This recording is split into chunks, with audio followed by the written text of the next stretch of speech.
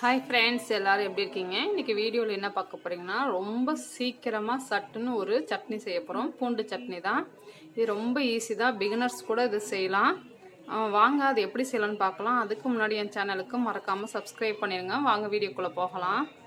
Friends, இப்போ வந்து நான் தரப்பூண்டு எடுத்திருக்கேன். இங்கே பாருங்கள், இந்த மாதிரி தான் இருக்கும். நாட்டு பூண்டுன்னு சொல்லுவாங்கள்ல, அதுதான். இது வந்து நம்ம தோல் கூட எடுக்க வேண்டாம், இதை அப்படியே நம்ம சேர்த்துடலாம்.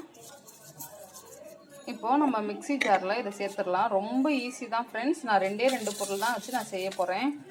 இப்போ பூண்டு எல்லாத்தையும் சேர்த்துடலாம்.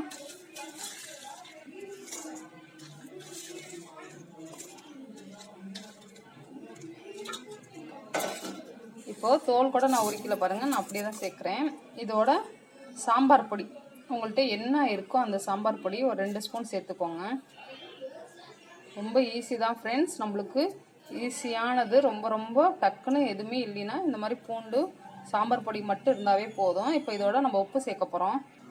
இப்போ தேவையான அளவு நான் உப்பு சேர்க்குறேன். ஃபஸ்ட்டு நம்ம தண்ணி ஊற்றி நல்லா அரைச்சிட்டு வந்துடலாம். ஃப்ரெண்ட்ஸ், இங்கே பாருங்கள், நல்லா அரைச்சாச்சு. இந்த மாதிரி தான் அரைச்சிட்டு வரணும். நம்ம பூண்டோட தோலே தெரியல பாருங்கள், இந்த மாதிரி தான் அரைக்கணும். இப்போ நெக்ஸ்ட்டு என்ன பண்ண போகிறோம்னா, நம்ம தாளிக்க போகிறோம். நல்லெண்ணெயில் தான் தாளிக்கணும். இப்போ வந்து நம்ம தாளிப்பு கரண்டி வச்சாச்சு. இப்போ நல்லெண்ணெய் சேர்த்துக்கலாம்.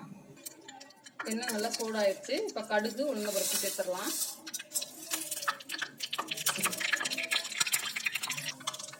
இப்போ நல்லா கடுகு உளுந்த பருப்பு தாளிச்சாச்சு. இப்போ கொஞ்சோண்டு பெருங்காயத்தூள்,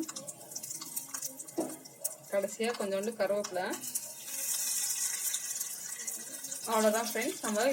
நம்ம சட்னியில் சேர்த்துடலாம்.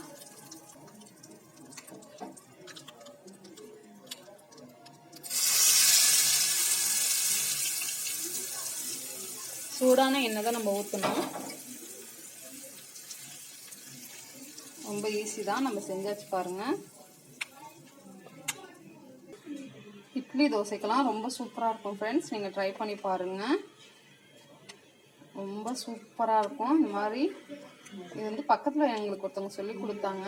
நாங்கள் ரொம்ப பிடிச்சிருக்கு, அதனால தான் உங்களுக்கு வந்து நான் ஷேர் பண்ணுறேன்.